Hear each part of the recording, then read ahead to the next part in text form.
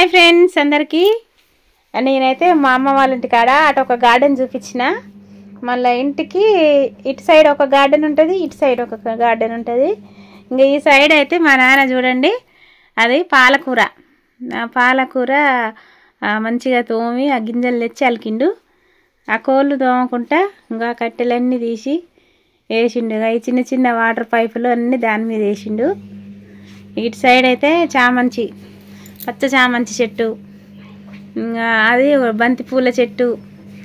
ఆ బంతి పూల చెట్ల నడమగిన ఇంకొకటి పచ్చ చామంతి పెద్దదే పూలు పూసేది, అది గిన ఉంది. చూడండి ఎట్లున్నాయో చామంతి పూలు.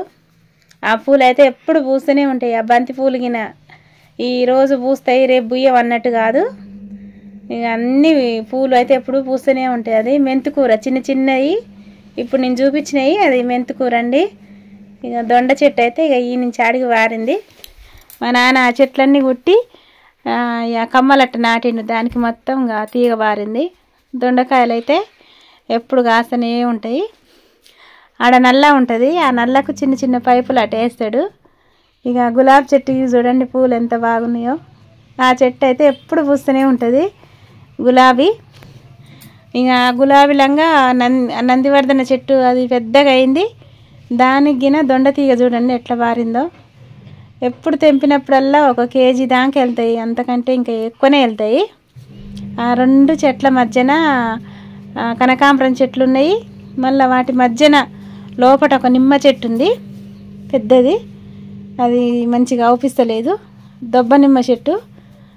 అవి ఆ నిమ్మకాయలు పచ్చడి పెట్టుకుంటే మరీ పుల్లగా ఉండవు, మరీ కాకుండా మీడియం సైజులు ఉంటాయి. అవి పచ్చడి బాగుంటుంది మన చిన్న నిమ్మకాయల కంటే. ఈ నిమ్మకాయల పచ్చడి ఇంకా చూడండి అన్నీ కాసినాయి, ఎప్పుడు కాస్తూనే ఉంటుంది ఆ నిమ్మ చెట్టుకిన. నిమ్మకాయలు సరిగ్గా యూజ్ చేసుకోరు మామూలు. నేను పోయినప్పుడల్లా అయితే తెంపుకొస్తా, అన్నీ పండు వండి రాలుతుంటాయి వాటికి. ఇంకా మా నాన్న అప్పుడు వేసిండు ఆ నిమ్మ చెట్టు. ఆ నిమ్మకాయలు అయితే ఇప్పుడు చెట్టు నిండా ఉన్నాయి, తెంపుదామంటే బాగా కంప చుట్టుకుంటట్టుంది. ఇక పూల చెట్టు చూడండి ఎట్లుందో. అవి నందివర్ధనగిన కాదు, మరి నేనైతే నందివర్ధన అనుకుంటున్నా. అది ఏం పువ్వో మీరు కామెంట్ చేయగలరు. ఇంకా మా అమ్మ అయితే అన్నీ ఇటొకటి అటొకటి చెట్లు తెచ్చేసింది. ఎట్లా తెచ్చేస్తే అట్లా కొమ్మలు గినకు తెచ్చి ఆడ పెట్టినా అయినా అవి ఏనుకుంటాయి.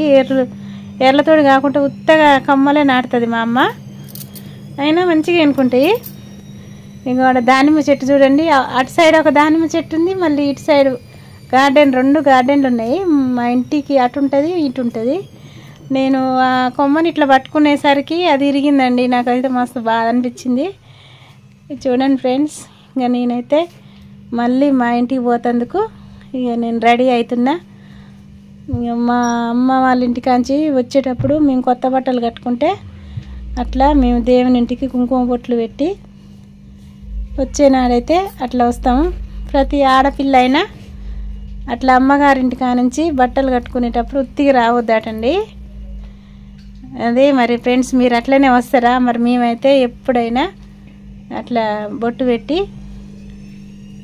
మమ్మల్ని అయితే సాగదోలుతారు మా అమ్మ వాళ్ళు.